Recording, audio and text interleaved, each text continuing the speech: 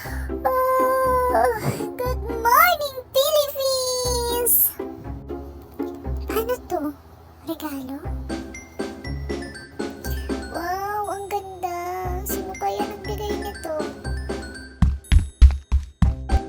Max! Tingnan mo, may nakita akong regalo sa higaan.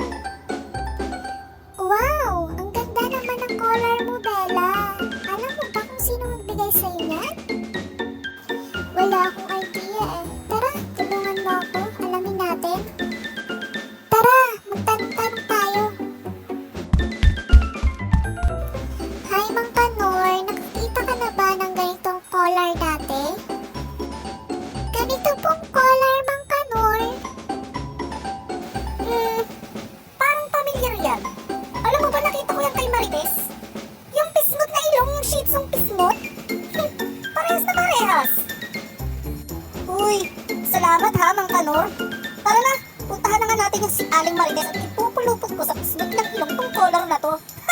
Uy, grabe siya oh. Ikaw nga, Maxi. Magpasalamat ka na lang kay Aling Marites. Kasi, kundi dahil sa kanya, hindi ka tataba ng ganyan, kakabigay na lang yung Team Ken sa'yo. Hi, Aling Marites. Iniwan mo ba sa akin tong collar na to? Yes, dear. Uy, ang ganda-ganda naman yun sa'yo. Bagay na bagay ka mo sa'yo. Nagustuhan mo ba? Bagay na bagay nga sa'yo, Bella, ang bigay ni Aling Marites. Gustong-gusto ko po, Aling Marites. Maraming salamat po. Maraming salamat, Max, sa pagtulong sa akin. Anytime, Bella, ikaw pa